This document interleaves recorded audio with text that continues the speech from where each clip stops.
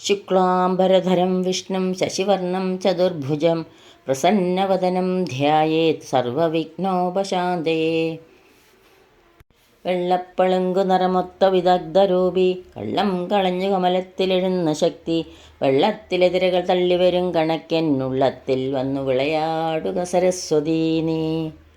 ഏകം നിത്യം വിമലമജലം സർവാദിസാക്ഷിഭൂതം ഭാവാതീതം ത്രിഗുണരഹിതം സദ്ഗുരും തം നമാമി.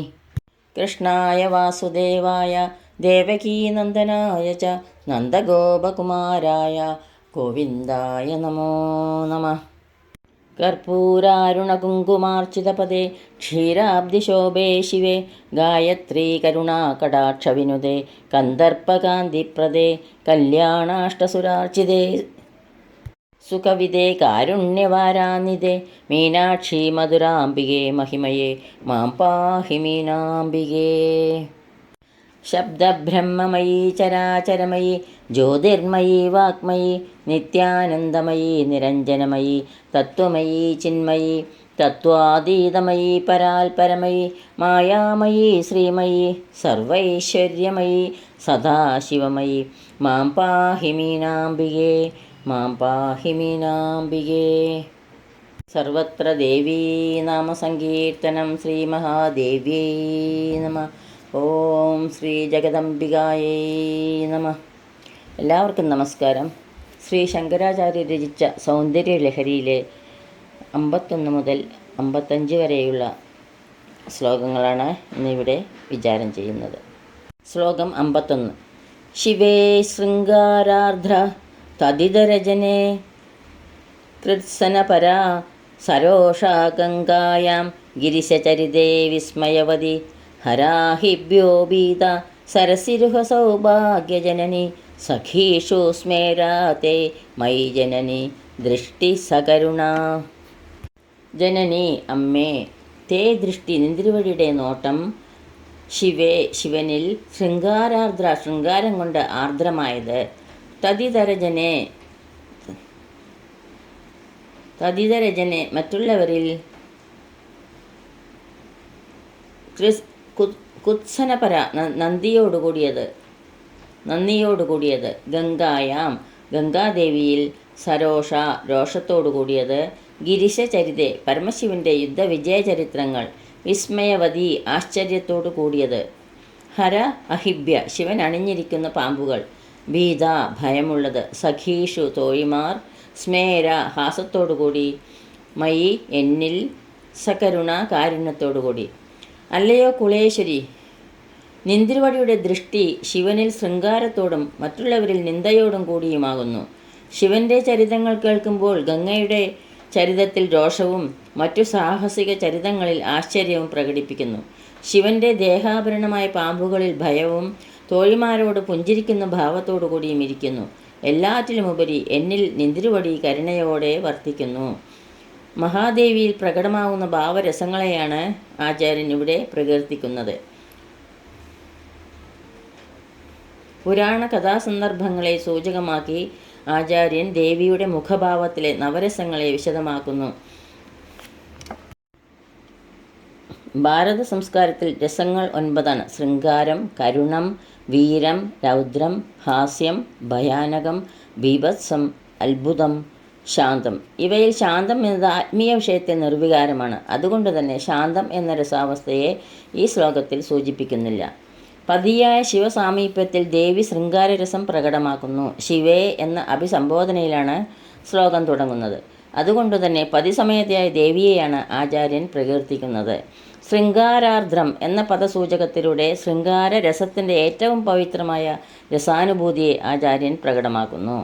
പതിസമേതയായ ദേവിയെ സൃഷ്ടിക്ക് കാരണമാകുന്നുള്ളൂ. സൃഷ്ടി ഉണ്ടെങ്കിലേ മറ്റു രസങ്ങൾ ആവിർഭവിക്കുകയുള്ളൂ. ശ്ലോകത്തിൻ്റെ തുടക്കത്തിൽ പ്രകടമാക്കുന്ന രസവും ശൃംഗാരരസമാകുന്നു. ശിവനിൽ ശൃംഗാരരസത്തോടെ സൃഷ്ടി സാധ്യമാക്കിയ ദേവി പ്രകടമാക്കുന്ന അടുത്ത രസമാണ് ബീഭത്സം. സന്താനത്തെ പരിപാലിക്കുന്ന മാതാവിൻ്റെ ജാഗ്രതയാണ് ഇവിടെ പ്രകടമാവുന്ന ഭാവരസം. പാതിവൃത്യമാഹാത്മ്യം കാത്തുസൂക്ഷിക്കുന്ന മഹാദേവി പതിയുടെ ഗംഗാദേവിയിലുള്ള സമീപനം രൗദ്രഭാവത്തിൽ പ്രകടമാക്കുന്നു. ഗംഗാദേവിയിൽ ദേവിയുടെ ഭാവരസം രൗദ്രമാകുന്നു. ഗംഗയും ദേവിയും രണ്ടല്ല. പൂരണ സംബന്ധമായി രസഭാവത്തെ പ്രകടമാക്കാൻ കവി ഗംഗയെ അവലംബമാക്കിയതേയുള്ളൂ. മഹാശിവന്റെ ത്രിപുര ദഹന കഥകളിൽ മഹാദേവി അത്ഭുതം എന്ന ഭാവരസം പ്രകടമാക്കുന്നു. ശിവന്റെ ആഭരണം സർപ്പമാണ്. വിഷസർപ്പ പ്രാധാന്യത്തോടുള്ള ശിവൻ സംഹാരദേവനാണ്. ഈ അവസരത്തിൽ ദേവിയുടെ ഭാവരസം ഭയാനകമാണ്. ദേവിയുടെ നിറം ചുവപ്പ് നിറമാണ്. ചുവപ്പ് ഉത്സാഹത്തെ സൂചിപ്പിക്കുന്നു. യോദ്ധാവിൻ്റെ ലക്ഷണമാണ് ചുവപ്പ്. അതുകൊണ്ടുതന്നെ ദേവി യോദ്ധാവിനെപ്പോലെ വീരരസത്തോടെ പ്രകടമാകുന്നു. സഖികളോട് ചേരുമ്പോൾ ദേവി ഹാസ്യരസത്തിൽ ആനന്ദിക്കുന്നു. ദേവിയുടെ എല്ലാമായ ഭക്തന്റെ മുന്നിൽ കാരുണ്യത്തിൻ്റെ മഹാസമുദ്രമായി ദേവി അലയടിക്കുന്നു. സകരുണ എന്ന ദേവിയുടെ ഭാവരസ സൂചനയോടെയാണ് ശ്ലോകം അവസാനിക്കുന്നത്. അതുകൊണ്ടുതന്നെ കവിയുടെ ഭാവനയിൽ ദേവീ കാരുണ്യത്തിൻ്റെ അനുഭവം പ്രതിബിംബിക്കുന്നു. ശ്ലോകം 52. ഗതേ കർണാഭ്യർണം ഗരുദ ഇവ പക്ഷ്മാണി ദദതി പുരാംഭേതു ശിസ്ത പ്രശമരസവിദ്രാവണഫലേ ഇമേ നേത്രേ ഗോത്ര ദരപതികുലോത്തം സകലികേ തവാ കർണകൃഷ്ട സ്മര ശരവിലാസം കലയത. ഗതേ പ്രാപിച്ചു. കർണാഭ്യർണ കണ്ണുകൾക്ക് സമീപം വരെ. ഗരുദ ഇവ ബാണങ്ങളുടെ വാൽഭാഗത്തുള്ള കഴുകത്തൂവൽ പോലെ. പക്ഷ്മാണി കൺപീലികൾ. ഇമേ നേത്ര ഈ കണ്ണുകൾ. പുരാംബേതു ത്രിപുരാന്തകനായ പരമശിവന്റെ ചിത്തപ്രശമരസവിദ്രാവണ ഫലേ മനസ്സിൻ്റെ ശാന്തിരസത്തെ ദ്രവിപ്പിച്ചു എന്ന ഫലത്തെ പ്രദാനം ചെയ്യുന്നത്.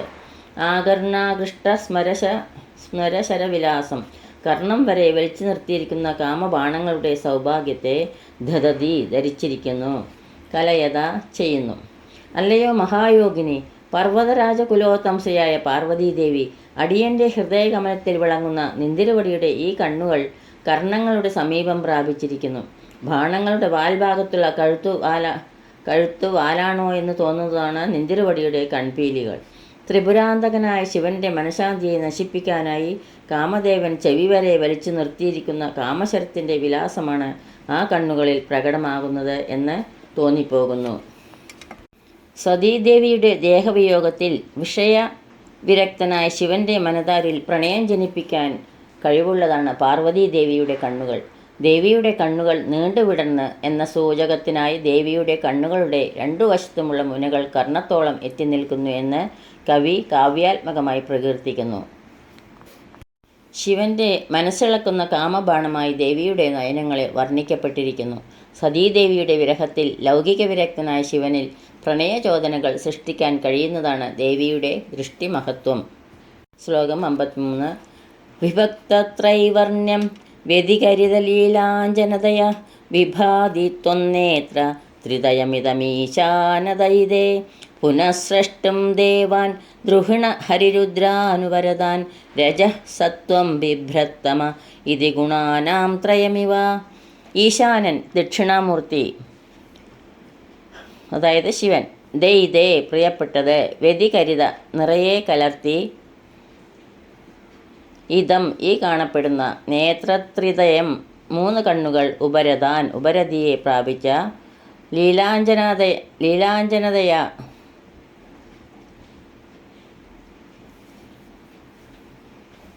ലീലക്കായി അണിഞ്ഞ അഞ്ജനത്തോടു കൂടിയത്. ലീലക്കായി അണിഞ്ഞ അഞ്ജനത്തോടു കൂടിയത്. വിഭക്ത ത്രൈവർണ്യം വേർതിരിക്കപ്പെട്ട ചുവപ്പ്, വെളുപ്പ്, കറുപ്പ് എന്നീ മൂന്ന് നിറത്തോടു കൂടിയത്. ദ്രുഹിണ ഹരിരുദ്രാൻ ബ്രഹ്മാവ്, വിഷ്ണു, രുദ്രൻ എന്നീ ദേവതകൾ. പുനഃ വീണ്ടും. സൃഷ്ടും സൃഷ്ടിക്കുന്നത്. രജോ ഗുണം, സത്വം സത്വഗുണം, തമോ ഗുണം. ഇത് ഇപ്രകാരമുള്ള ഗുണാനാം ത്രയ മൂന്ന് ഗുണങ്ങളോട് കൂടിയത്. ബിഭ്രത് ശോഭിക്കുന്നത്. അല്ലയോ മംഗളരൂപിണി, നിന്തിരുവടിയുടെ മൂന്ന് കണ്ണുകൾ ഭംഗിയായി എഴുതപ്പെട്ട അഞ്ജനത്തോടുകൂടി ശോഭിക്കുന്നു. വെവ്വേറെ തെളിഞ്ഞു കാണുന്ന മൂന്ന് വർണ്ണങ്ങളോടുകൂടിയ നിന്തിരുവടിയുടെ മൂന്ന് കണ്ണുകളും പ്രളയകാലത്തിൽ ലയിക്കപ്പെട്ട സൃഷ്ടിസ്ഥിതി സംഹാര കർത്താക്കളായ ബ്രഹ്മ, വിഷ്ണു, രുദ്രന്മാരെ വീണ്ടും സൃഷ്ടിക്കാനായി രജസ്, സത്വം, തമസ് എന്നീ ഗുണങ്ങളോടെ നിന്തിരുവടിയുടെ കണ്ണുകളിൽ ധരിച്ചിരിക്കുന്നു എന്ന് ഉത്പ്രേക്ഷിക്കുന്നു. ശ്ലോകം 54. പവിത്രീകർത്തും നഃ പശുപതിപരാധീനഹൃദയേ ദയാമിത്രൈ നേത്രൈ അരുണധവളശ്യാമരുചിഭിः നദഃ ശോണോ ഗംഗ തപനതനയേതി ധ്രുവമമും ത്രയാണാം തീർത്ഥാനാം ഉപനയസി സംഭേദമനഘം. പശുപതി പരാധീന ഹൃദയെ, പശുപതിയായ ശിവന് മാത്രം അധീനമായ ഹൃദയത്തോടു കൂടിയ ദയാമിത്രൈ, കാരുണ്യപൂർവമായ അരുണധവള ശ്യാമരുചിഭി, ചുവപ്പ്, വെളുപ്പ്, കറുപ്പ് എന്നീ കാന്തികളോട് കൂടിയത് ഞങ്ങളെ നേത്രൈ കണ്ണുകളാൽ, ശോണ നദോ ഗംഗാനദി, തപനതനയ യമുനാ നദി, ഇതി എന്നിങ്ങനെയുള്ള ത്രയാണാം 3 തീർത്ഥാനാം തീർത്ഥങ്ങളുടെ, അനഘം പാപനാശനകരമായ, അമം സംഭേദം ഈ സംഗമത്തെ പവിത്രീകരിക്കുന്നതിനായി ഉപനയസി ചെയ്യുന്നു. അല്ലയോ മനതത്വകാരിണി, നിന്തിരുവടിയുടെ ഹൃദയം ശിവന് മാത്രം അധീനമായതാണ്. ഞങ്ങളെ പാപരഹിതമാക്കാൻ നിന്തിരുവടിയുടെ ദയവോടുകൂടിയതും ചുവപ്പ്, വെളുപ്പ്, കറുപ്പ് എന്നീ കാന്തിയോടുകൂടിയ നേത്രങ്ങളിൽ ശോണനദി, ഗംഗാനദി, യമുനാ നദി എന്നിങ്ങനെ 3 തീർത്ഥനദികൾ സംഗമിക്കുന്നു. നിന്തിരുവടിയുടെ കരുണാകടാക്ഷം ഞങ്ങളെ പരിശുദ്ധമാക്കുന്നു. മഹാദേവിയുടെ ദൃഷ്ടിയുടെ സിദ്ധിവിശേഷം ആചാര്യൻ ഈ ശ്ലോകത്തിൽ സ്പഷ്ടപ്പെടുത്തുന്നു. ഭക്തൻ്റെ സർവ്വപാപങ്ങളെയും ദേവിയുടെ കരുണാകടാക്ഷം ഒന്നുകൊണ്ട് മാത്രം ഇല്ലാതാകുന്നു. ഹൈന്ദവ വിശ്വാസപ്രകാരം ഗംഗ യമുനാ സംഗമം പ്രയാഗിൽ സംഭവിക്കുന്ന ദിവ്യമുഹൂർത്തത്തിൽ സ്നാനം ചെയ്താൽ മാനവജന്മത്തിൻ്റെ സർവ്വപാപവും ഇല്ലാതാകുന്നു എന്നാണ് വിശ്വാസം. പ്രയാഗയുടെ കുറച്ചുകൂടി താഴെ എത്തുമ്പോൾ ശോണയും ഗംഗയിൽ ചേരുന്നു. ഈ വിധം ശോണ, ഗംഗ, യമുന എന്നീ നദികളുടെ സംഗമസ്ഥാനത്തിലുള്ള സ്നാനത്തിലൂടെ ലഭ്യമാകുന്ന പാപനാശം ദേവിയുടെ കടാക്ഷത്താൽ സാധ്യമാകുന്നു. കാരണം ദേവിയുടെ കണ്ണിലെ ചുവപ്പ്, കറുപ്പ്, വെളുപ്പ് എന്നീ നിറങ്ങൾ ശോണ, യമുന, ഗംഗ എന്നീ നദികളെ പ്രതിനിധാനം ചെയ്യുന്നു. ദേവിയുടെ കടാക്ഷത്തിന് പാപമോചന ശക്തി അന്തർലീനമാണെന്ന് കവി സമർത്ഥിക്കുന്നു. പാപങ്ങളൊഴിഞ്ഞ് പരിശുദ്ധമാകുവാൻ ഗംഗാസ്നാനത്തിൻ്റെ ആവശ്യമില്ല. ദേവിയുടെ നയന സ്നാനം മാത്രം മതിയാകും. നമുക്കുണ്ടാകുന്ന ഏത് വിപത്തും ഇല്ലായ്മ ചെയ്യാൻ മഹാദേവിയുടെ കണ്ണുകളിലെ ആർദ്രമായ കടാക്ഷത്തെ ധ്യാനിക്കണം എന്ന രഹസ്യം ഈ ശ്ലോകത്തിലൂടെ വ്യക്തമാക്കുന്നു. ശ്ലോകം 55. നിമേഷോന്മേഷാഭ്യാം പ്രളയമുദയം യാതി ജഗതി തവേത്യാഹുസ്സന്തോ ധരണീധരരാജന്യതനയേ ത്വദുന്മേഷാജാതം ജഗതിതമശേഷം പ്രളയത പരിത്രാതും ശങ്കേ പരിഹൃതനിമേഷാസ്തവ ദൃശ. നിമേഷോന്മേഷാഭ്യാം കണ്ണുകൾ അടയ്ക്കുകയും തുറക്കുകയും ചെയ്യുന്നതിനാൽ പ്രളയം സർവനാശം, ഉദയം പുതിയ സൃഷ്ടി, യാതി പ്രാപിക്കുന്നു, ജഗതി ലോകം, ത്വദുന്മേഷാത് കണ്ണു തുറക്കുന്നതുകൊണ്ട് ധരണീധര രാജന്യതനയെ ഹിമാചലപുത്രി ജാതം ഉണ്ടായത്, ജഗതിതമശേഷം ഈ ലോകമെല്ലാം പ്രളയത പരിത്രാതും നാശത്തിൽ നിന്ന് രക്ഷിക്കുന്നു, ശങ്കേ ശങ്കിക്കുന്നു, അശേഷം മുഴുവനും, തവ ദൃശ നിന്തിരുവടികളുടെ നേത്രങ്ങൾ, പരിഹൃത നിമേഷങ്ങളെ പരിത്യജിച്ചിരിക്കുന്നു. അല്ലയോ ചൈതന്യമൂർത്തെ, പർവ്വതരാജപുത്രിയായി നിന്തിരുവടിയുടെ കണ്ണുകൾ അടയ്ക്കുകയും തുറക്കുകയും ചെയ്യുന്നതിനാൽ ഈ പ്രപഞ്ചം നശിക്കുകയും വീണ്ടും സൃഷ്ടിക്കപ്പെടുകയും ചെയ്യുന്നു എന്ന് സജ്ജനങ്ങൾ പറയുന്നു. നിന്തിരുവടിയുടെ കണ്ണുകൾ അടയ്ക്കപ്പെട്ടാൽ പ്രപഞ്ചം പ്രളയത്തിൽ നശിക്കും എന്നതിനാൽ നിന്തിരുവടിയുടെ കണ്ണുകൾ തുറന്നതുമൂലമുണ്ടായ പ്രപഞ്ചത്തെ നിലനിർത്താൻ നിന്തിരുവടി കണ്ണുകൾ അടയ്ക്കാതെ ഇമവട്ടിൽ ഉപേക്ഷിച്ചിരിക്കുന്നു എന്ന് ഞാൻ സംശയിക്കുന്നു. സൃഷ്ടിസ്ഥിതി സംഹാര തത്വത്തിൻ്റെ പരമാധികാരം ദേവിയുടെ ഇമവെട്ടുന്ന കണ്ണുകളുമായി കവി താരതമ്യപ്പെടുത്തുന്നു. ദേവിയുടെ കണ്ണുകൾ തുറന്നതുകൊണ്ട് ഈ പ്രപഞ്ചം സൃഷ്ടിക്കപ്പെട്ടു. ദേവിയുടെ കണ്ണുകൾ അടഞ്ഞാൽ പ്രപഞ്ചം പ്രളയത്തിൽ ഇല്ലാതാകും. അതുകൊണ്ട് കണ്ണുകൾ അടയ്ക്കാതെ ദേവി പ്രപഞ്ചത്തെ നിലനിർത്തുന്നു. ഇതോടുകൂടി 55-ാം ശ്ലോകം ഇവിടെ പൂർണ്ണമാവുന്നു. സർവത്ര ദേവീ നാമസങ്കീർത്തനം. ശ്രീ മഹാദേവ്യൈ നമഃ. ഓം ശ്രീ ജഗദംബികായൈ നമഃ. യദക്ഷരപദഭ്രഷ്ടം മാത്രാഹീനം ത്വയേദ്ഭവേത് തത്സർവം ക്ഷമ്യതാം ദേവി നാരായണി നമോസ്തുതേ. കായേന വാചാ മനസേന്ദ്രിയൈർവാ ബുദ്ധ്യാത്മനാ വാ പ്രകൃതേ സ്വഭാവാത് കരോമി യദ്യത് സകലം പരസ്മൈ നാരായണായേതി സമർപ്പയാമി. സർവം നാരായണായേതി സമർപ്പയാമി. സ്വസ്തി പ്രജാഭ്യ പരിപാലയന്താം ന്യായേണ മാർഗേണ മഹീം മഹീശ. ഭോ ബ്രാഹ്മണേഭ്യഃ ശുഭമസ്തു നിത്യം. ലോകാ സമസ്താ സുഖിനോ ഭവന്തു. ലോകാ സമസ്താ സുഖിനോ ഭവന്തു. എല്ലാവർക്കും ശാന്തിയും സമാധാനവും ആ ജഗദംബികയുടെ കൃപാകടാക്ഷവും എപ്പോഴും ഉണ്ടാകട്ടെ എന്ന് പ്രാർത്ഥിക്കുന്നു. സർവത്ര ദേവീ നാമസങ്കീർത്തനം. ശ്രീ മഹാദേവ്യേ നമഃ. ഓം ശ്രീ ജഗദംബികായൈ നമഃ.